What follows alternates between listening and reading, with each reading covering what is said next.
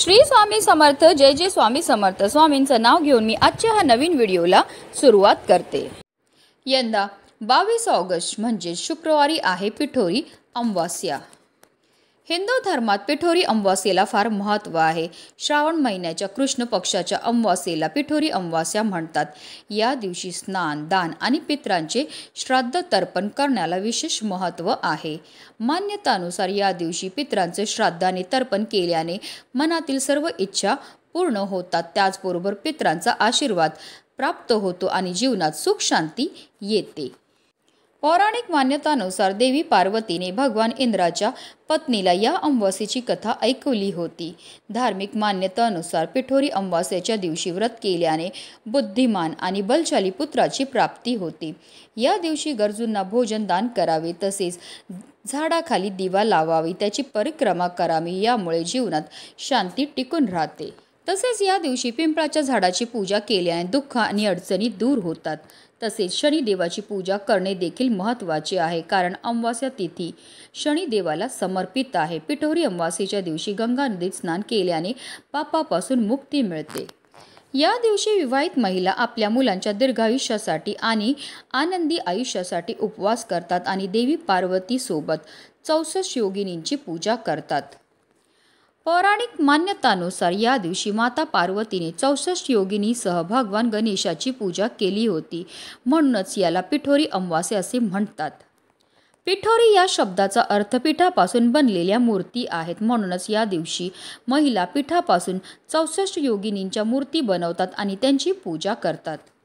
असे मानले जाते की या दिवशी पिठापासून योगिनींच्या मूर्ती बनवून त्यांची पूजा केल्याने देवी पार्वती प्रसन्न होते आणि महिलांना संतती सुख देते। पिठोरी अमावास्येला कुशग्रहणी अमावास्या असेही म्हणतात, कारण या दिवशी कुश गवताचेही विशेष महत्त्व आहे। या दिवशी गोळा केलेले कुश खूप पवित्र आणि फायदेशीर असते। पिठोरी अमावास्येला कुशाने पूर्वजांना तर्पण अर्पण केल्याने कुटुंबात आनंद आणि समृद्धी येते। तसेच कालसर्पदोषापासून मुक्तता मिळवण्याकरता या दिवशी विशेषतः महादेवांची पूजाही केली जाते। या दिवशी महाराष्ट्रात पोळा हा सण साजरा केला जातो। पोळा सणाला बैलाची पूजा करण्याला विशेष महत्त्व हे दिलं जातं।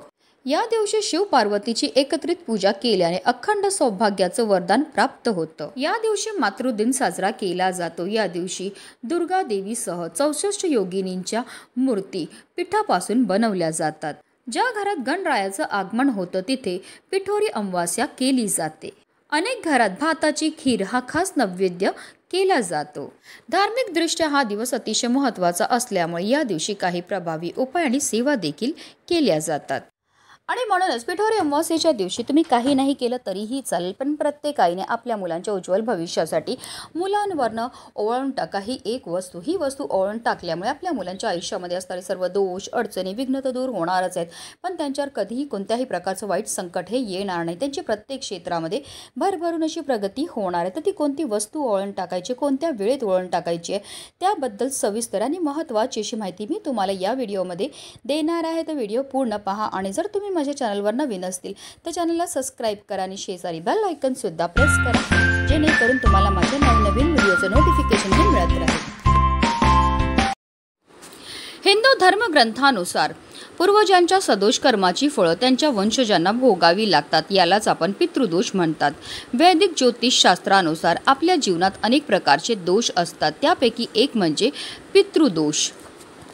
ज्या व्यक्तींचे पूर्वज सुखी नसतात त्यांच्या कुंडलीत हा दोष तयार होतो। दरवर्षी येणाऱ्या पितृपक्षात पितरांचे श्राद्ध न केल्याने, श्राद्धविधीत भाग न घेतल्याने आणि पितरांच्या आत्म्यांच्या शांतीसाठी पूजा न केल्याने हा दोष प्रबळ होतो आणि सर्व प्रकारच्या समस्या आपल्या जीवनात निर्माण होतात। याशिवाय जेव्हा एखाद्या व्यक्तीच्या कुंडलीत राहू आणि सूर्याचा संयोग असतो किंवा सूर्याचा केतूचा संयोग होतो, अशा स्थितीत पितृदोष तयार होतो।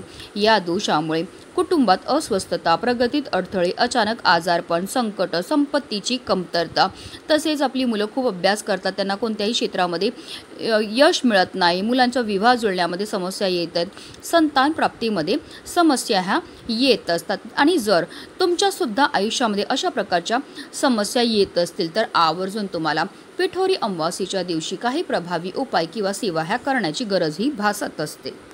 असं म्हटलं जातं की पिठोरी अमावास्येच्या दिवशी जी आई आपल्या मुलांकरता हा उपाय करते त्या मुलांच्या आयुष्यामध्ये असणारे सर्व दोष, सर्व विघ्न, सर्व संकट दूर होण्यामध्ये मदतही मिळत असते. हा उपाय आपण अगदी लहानातले लहान मुलामुलीपासून मोठ्यात मोठ्या मुलामुलींकरता सुद्धा करू शकतात. तसेच तुमची मुलं नोकरी, व्यवसाय किंवा शिक्षणानिमित्त बाहेरगावी गेली असतील तर हा उपाय कसा करायचा ते सुद्धा पुढे व्हिडिओमध्ये मी तुम्हाला सांगणार आहे. हा उपाय करण्याकरता आपल्याला एक वाटी भात हा शिजवून घ्यायचा आहे. जो भात आपण शिजवणार आहे त्यामध्ये कोणत्याही प्रकारचं मीठ किंवा तेल आपल्याला टाकायचं नाही. आता तुम्हाला एक मुलगा असेल तर तुम्हाला एक वाटी भात हा शिजवायचा आहे. तुम्हाला 2 मुलं असतील तर तुम्हाला 2 मुलांकरता वेगवेगळे 2 वाटी भात हे शिजवून घ्यायचे. एका मुलाकरता वापरलेल्या उपायाच्या वस्तू ज्या आहेत त्या आपल्याला दुसऱ्या मुलामध्ये वापरता येणार नाही. आता एक वाटी भात शिजवून झाल्यानंतर हा भात आपल्याला एका पेपर प्लेटमध्ये किंवा द्रोणमध्ये काढून घ्यायचा आहे. आता आपल्या मुलांना आसनावर किंवा पाटावर बसवायचं आहे. बसवताना त्यांचा चेहरा जो आहे तो पूर्व दिशेला होईल अशा रीतीने आपल्याला बसवायचं आहे.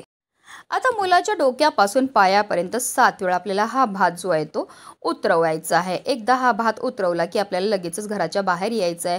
तुम्ही एखाद्या झाडाखाली किंवा टेरेसवर किंवा तुमच्या अंगणामध्ये हा भात जो आहे तो ठेवू शकता, जेणेकरून तिथे असणारे पशु पक्षी कीटक हा भात खातील. किंवा तुम्हाला रस्त्यामध्ये गाय कुत्रा दिसला तर त्यांच्यासमोर सुद्धा हा भात तुम्ही ठेवू शकतात. आता तुम्हाला एक मुलगा असेल तर तुम्हाला हा एक उतारा तयार करायचा आहे. तुम्हाला 2 मुलं असतील तर 2 मुलांकरता तुम्हाला वेगवेगळे हे उतारे जे आहेत ते तयार करायचे आहेत. आता हा उपाय आपल्याला कधी करायचा तर हा उपाय आपल्याला पिठोरी अमावास्येच्या दिवशी सकाळीच करायचा आहे. म्हणजे तुम्ही जास्तीत जास्त दुपारी 12 वाजेपर्यंत हा उपाय जो आहे तो करू शकतात. 12 वाजल्यानंतर तुम्हाला हा उपाय जो आहे तो करता येणार नाही. तसेच आता तुमची मुलं नोकरी, व्यवसाय, शिक्षणानिमित्त बाहेरगावी असतील तर हा उपाय कसा करायचा तर तुम्ही त्यांचा फोटो असेल तर त्या फोटोवरनं तुम्ही हा भात जो आहे तो उतरवू शकतात. किंवा तुमच्या मुलांना तुम्ही व्हिडिओ कॉल करू शकतात आणि हा भात जो आहे तो त्यांच्यावरनं उतरवायचा. अशा रीतीने आपल्याला हा उपाय जो आहे तो पिठोरी अमावास्येच्या दिवशी करायचा. हा उपाय आपण अगदी लहानातल्या लहान मुलामुलीपासून मोठ्यात मोठ्या मुलामुलीकरता सुद्धा करू शकता. आता जेव्हा तुम्ही तुमच्या मुलांवरनं हा भात उतरवणार आहे तेव्हा तुम्हाला निरंतर श्री स्वामी समर्थ, श्री स्वामी समर्थ या मंत्राचा जप हा करायचा आहे.